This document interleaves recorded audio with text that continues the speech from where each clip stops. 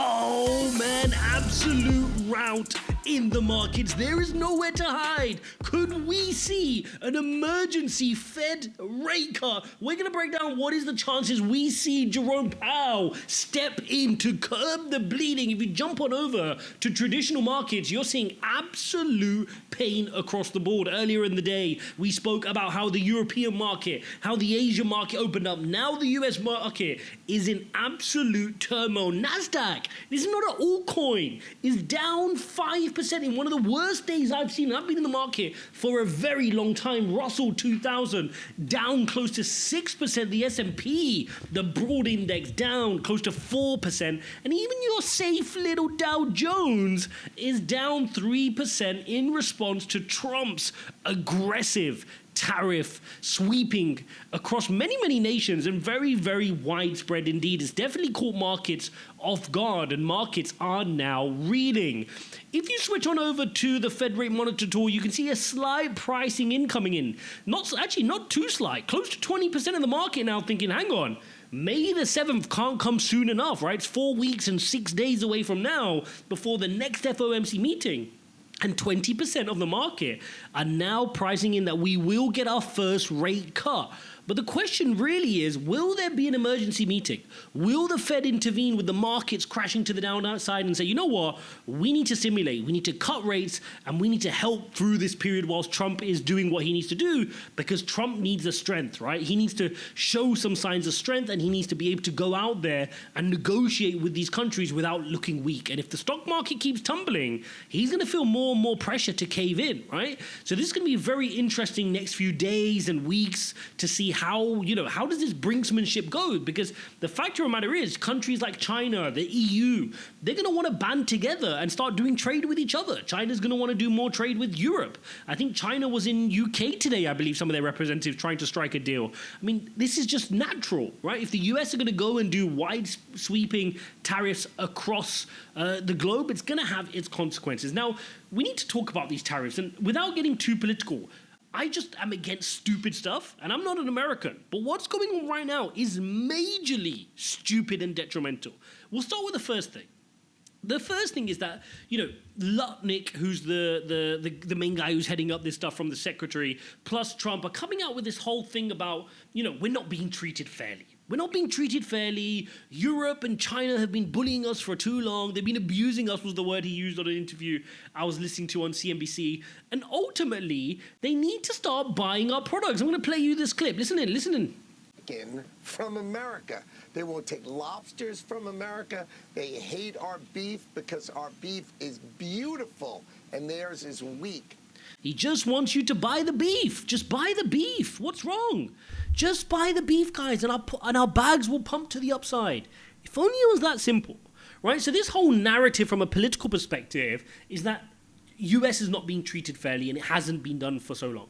Now, if you actually look at the effective tariff rates, not what Trump has shared, I mean, these numbers that he was shared yesterday in that, like, the board he was carrying around, this thing here, I mean, this column here is all made up. And I exposed that yesterday. Within an hour of the Trump speech, I said, guys, this number is not accurate. All they've done is they reverse engineer the number they want to close the trade deficit, and they're using half of that number and saying, oh, look, we've given you a 50% discount. This is wildly inaccurate, and to see people commenting on my videos and also on social media saying, no, it's only fair, we're only doing 50% of what they're doing to us, that's not what's going on here. If you're pro-American, pro-free trade, what's this sudden forcing of people to buy your products? And let's use an analogy here. Hold up, do you want to learn how to trade? Then you need to jump into our Telegram community. Link is in the description. In our Telegram community, I share my altcoins. I share how I do my trade setups, how I do my stop losses and take profit, so you could learn to become a profitable trader. Check it out, link is in the description. Let's use an analogy to kind of understand what's going on. And again, I heard Lutnick say, oh, look, we're the world's consumer. We're the world's consumer. The world's gonna have to do business with us. I understand. But nobody forced you to be the world's consumer. The US consumers, by definition, are the biggest consumers in the world. They have been for a very long time, right? Because they love purchasing. They love purchasing. They want the latest iPhone. They want to go to Starbucks and buy overpriced coffee. They want to buy t-shirts using buy now, pay later. They want to buy a car on finance. They want a Mercedes. They want, their supercars. They want all this stuff. Nobody forced you or your population to do that, right? So for you to go to a poorer country like the ones listed on that list there, you're even levying tariffs on Sierra Leone and Mongolia and San Marino and Rwanda and Vanuatu. Do you understand what's going on here, right? This is, just because you have a spending problem, you can't force the world to go and buy your products. That's just not how it works. Just because you've suddenly noticed you've got a deficit. Just because one person's house has a spending problem doesn't mean somebody else's house has a spending problem. You can't force them to buy your product, right? And this ultimately will not change anything.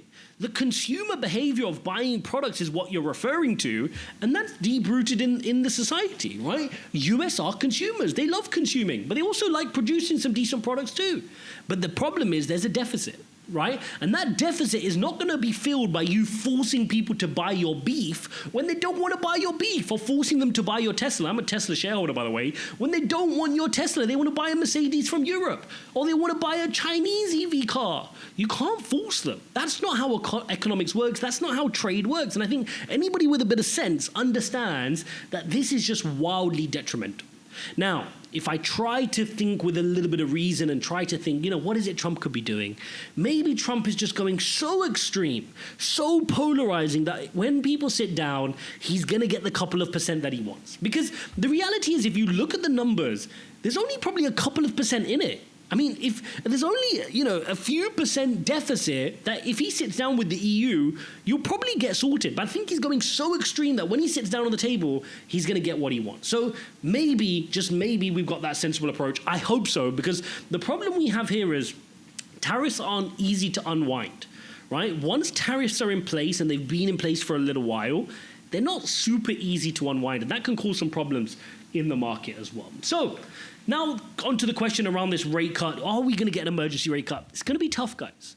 I mean, if you study the Fed aren't ones to kind of jump in and be super proactive. Most times that the Fed have cut, they've cut too late. They're reactive rather than proactive. And I think this will probably be the case again here. By the time jobs roll over and you see a weakening of the economy, potentially, trending towards a recession, maybe then the Fed will come out and say, oh, look, we're in a bit of a problem. Let's cut rates to stimulate the economy. By which point it's probably too late. They probably preempted it too late, right? It's a reactive move. So do I think they're going to be super proactive now and create an emergency meeting? I wish they did. I don't think they will. I think they're going to wait for more data releases. And maybe by the next meeting in 4 weeks and 6 days' time, we could be up for a rate cut. Just depends on how the tariff negotiations go. Do countries cave in? Do they sit down and negotiate with the US? Lots going on. Now, the other thing which is quite interesting to mention is this: when Lutnick, the same guy who I was just showing you there on Twitter, this Lutnick guy here, when he came out and he's like, yeah, but Europe put VAT on our vehicles, which is unfair because that gives a comparative advantage to the local manufacturer in Germany, and then we're not competitive in car selling. Guys, do you know how VAT works? VAT is applied onto everything. Just like you in the US put sales tax on everything, VAT is the same in Europe, right? A VAT is not a tariff, it's a tax. So it just shows, what we're working with here, the people controlling the economy and dumping our bags here. Now, the other thing which is worth pointing out is UK and Australia, right? UK, where I'm originally from, UK and Australia actually have a trade surplus. So they could claim that the US are abusing them all this time.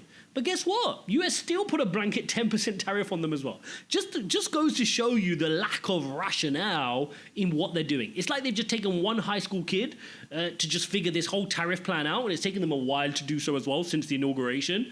And this is what they came up with? There's a way this could have been done nicely, but this is just poor. I mean, poorly communicated, poorly executed. The formulas are just garbage. There's no work put into it. I don't think any economic expert has sat down and looked at this as an arbitrary formula to come up with an arbitrary percentage. Then arbitrarily they just said we're taking 50% of this. Like I just shared with UK and Australia, they're putting tariffs on countries where they are actually abusing them in the relationship. It's just silly. You also had Israel come out the day before the tariffs and said, oh no, we're gonna put our tariffs to 0, right? Saving America probably I think it was 8 million if you do the calculation. Guys, America sent $3.2 billion in arms to the very same Israel. So it's all just silly games which you kind of just need to look past. At the end of the day, it's a political thing which is affecting our portfolios, and we've got to know what to do in this market. And the first thing we need to know what to do in this market is to understand that within the last kind of few months here, since the inauguration, we've lost $1 trillion in market cap in crypto. Close to $1 trillion has flown out of crypto. I mean, we were touching highs of about 3.73 trillion, now sitting at 2.59. So over $1 trillion has flown out of crypto in the last few months. And we have to ask ourselves, you know, where are we going to bottom out? Bitcoin here is kind of holding up okay, right? Most of that got priced into yesterday, where we fell 3.15%. Today we fell another 0.8. So add it up together, we're down about 4% at a time when the Nasdaq is down 5.2%, Russell is down 5.59. So, you know, Bitcoin, which is supposed to be this volatile asset class, isn't reacting out of turn. It's reacting, if anything, a lot stronger than the US markets, okay, which is important to understand. So, you know, no sudden panic needed here in terms of the portfolio. Like I shared in my update earlier today, I'm ready to buy the dip. I'm not going to throw everything I've got into this dip because there'll be a dip of the dip of the dip. I just need to be prepared, make sure that if there is a sustained pullback, I can keep buying the dip at the deeper pullbacks to make sure I'm bringing my cost basis down. That's going to be important. I also shared in the video earlier today which altcoins I think are undervalued based on their percentage drawdown from all-time highs. But this is one way you're just going to have to strap in for. Right? Doesn't make sense, but the reality is this is the world of investing. You navigate moments like this. You navigate difficult moments, whether it's the Bybit $1.5 billion hack, whether it's, you know, 3 Arrows Capital, whether it's Voyager, whether it's, you know, Do Kwon, whether it's Sam Bankman-Fried with FTX, whether it's Russia-Ukraine war, whether it's COVID, whether it's all these things come and they affect the markets, and it creates volatility and it creates pain and it creates fear. But ultimately, this is where you're going to get gains. This is why you're invested in the market, because most people cannot stomach that volatility, so they just check into their 9-to-5 job every single day, and they're never able to break free. Hopefully you found this video useful. If you like this type of content, smash up the likes. Do not forget to subscribe. If you actively want to trade with me, ijazcrypto.com/TG. That's where you're going to do that. Thanks for watching, and I'll see you in the next one.